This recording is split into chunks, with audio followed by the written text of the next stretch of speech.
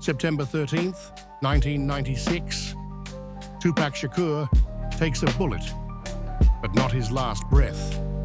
Against all odds, he survives.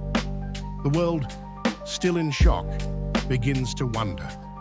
What happens when a legend refuses to die? The hospital room is a fortress of hope. Doctors battle the clock. Suge Knight stands outside, pacing. And across the globe, fans hold their breath, praying for a miracle that finally comes. News breaks. Tupac is alive.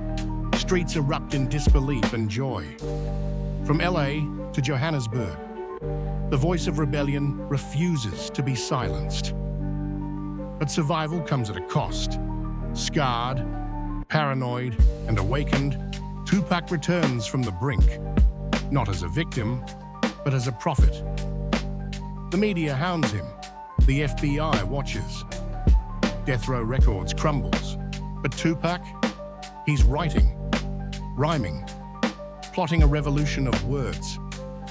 1997, Resurrected hits the charts. A raw, furious album straight from the afterlife. Every track a warning, every verse a prophecy. He disappears from the spotlight. Rumors swirl.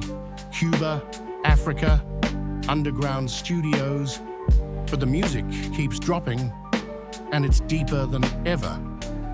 2000, he returns, clean, focused, with a message no longer just for the streets, but for the world. He launches Thug Nation, not a label, but a movement, a community, a rebellion against poverty, injustice, and silence. And then, a call comes in from Detroit. Eminem wants to collaborate. The universe shifts. Eminem and Tupac, two lyrical titans, one from the underground of Detroit, one reborn from the ashes of Vegas. Their verses collide, and history is made. The track drops. Resist the silence. It's not a song.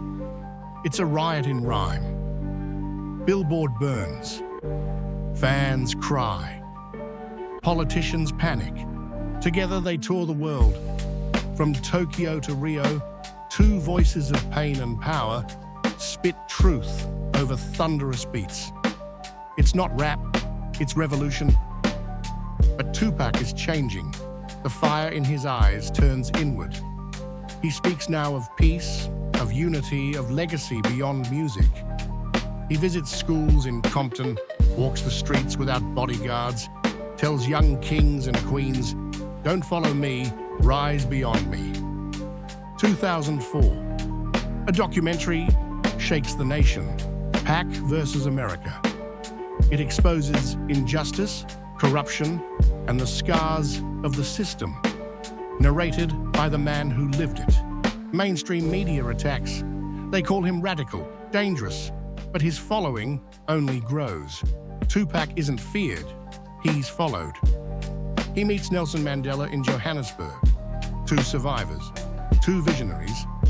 One conversation the world will never forget. Back home, a new collaboration brews. Not with rappers, but with activists, teachers, artists. Tupac isn't building an album, he's building a future. He forms the Machiavelli Foundation, a think tank, an art hub, a school of resistance. Tupac, once a voice of rage, now becomes a blueprint for change. 2006. The world watches in disbelief. Tupac takes the stage at the United Nations Youth Forum. He doesn't rap, he testifies. This world don't need another anthem. It needs accountability. 2007, a charity concert in Harlem. Tupac and Nas share the stage again. Two prophets in sync. No beef, no ego. Just bars for hope. The crowd weeps, not screams. Rumors swirl. Will Tupac run for office? A campaign ad leaks, black and white, grainy, gritty. One word pulses across the screen. Wake. Instead, he tours prisons, speaks to forgotten souls, tells them, you're not the worst thing you've done. You are the story they tried to erase. His music changes, less bass, more breath. He sings now, croons with soul. Pain pours through melody. It's hip-hop's gospel moment. Then comes the storm. 2008. Recession. Rage. Riots. And Tupac drops The Fall and Rise, a spoken word album that becomes the nation's heartbeat. He headlines Hope Fest with Beyoncé and Common. 200,000 gather under grey skies. Tupac lifts his fist and rain stops, as if the sky listens. Journalists now call him the people's poet. Colleges teach his lyrics. Harvard adds Me Against the World to its modern philosophy course. He visits Gaza, then Kyiv, then Johannesburg again. His passport is tattered, but his voice never fades. He says, borders divide men, but music unites futures. Then silence. Tupac disappears for 6 months. No press, no songs, no posts, just echoes, until one sunrise, when he reemerges with something no one expected. Chicago, early 2000s. In a humble community hall on the South Side, a young activist named Barack Obama shook hands with a living legend, Tupac Shakur. The moment was electric. Two voices of a generation exchanging words, vision, and mutual respect. It wasn't politics, it was purpose. The streets stood still. Change had entered the room. Tupac began speaking at universities. Harvard, Morehouse, Berkeley. Students sat in silence as he broke down systemic oppression, lyrical revolution, and the psychology of the ghetto. No longer just a rapper, he was now a philosopher in Timberlands and a gold chain, schooling the next generation.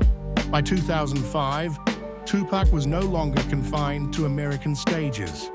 He stood before the United Nations, addressing youth violence and inequality. Hood-born, world heard. The world listened, not to a politician, but to a survivor, a soldier of the people. In Ghana, he knelt before elders. In Soweto, he freestyled with young rappers. Africa welcomed Tupac as a son coming home. He spoke of roots, rhythm, and revolution, bridging the diaspora with every word and beat. He wasn't just visiting, he was returning. Years after the fame and flames, Tupac quietly reunited with distant family. An uncle he hadn't seen since childhood. A cousin who'd become a teacher. They didn't ask for autographs. They asked if he was okay. That night, he wrote a poem titled Blood Ain't Never Thin. In a studio bathed in incense smoke and low light, Tupac sat with two hungry young MCs, Kendrick Lamar and J. Cole. He listened, then he spoke. Don't chase charts, chase truth. That session birthed not just music, but a movement. The torch was passed, but never dropped. Hollywood came calling with a script about his life. But Tupac didn't want another actor playing him.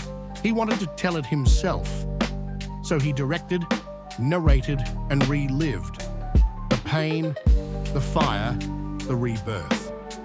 The film won an Oscar, not for acting, for truth. In the heart of Oakland, he opened the Shakur Institute for Creative Resistance, a place where kids could write, rap, paint, and protest. No metal detectors, just microphones and mentors. It wasn't a school, it was a sanctuary, a future factory. 2020, the Oval Office, American flags behind them. Tupac and President Barack Obama sat in deep conversation, no cameras, no crowd. Just legacy and leadership. From street corners to the White House lawn, the impossible had happened. Unity was no longer a dream. It had a name. He stood at the edge of the Pacific, wind in his bandana, no entourage, just him and the horizon. He had lived 1,000 lives in one, fought battles with rhyme and reason. And finally, peace wasn't a concept, it was a state of being. Tupac, alive, unbroken, eternal. What if Tupac had never died? A life of rhythm, resistance, and redemption, cut short, yet imagined anew. If you felt the power of this story, don't let it end here. Hit subscribe, explore the past that could have been, and witness the legends that still echo through time. This is just the beginning.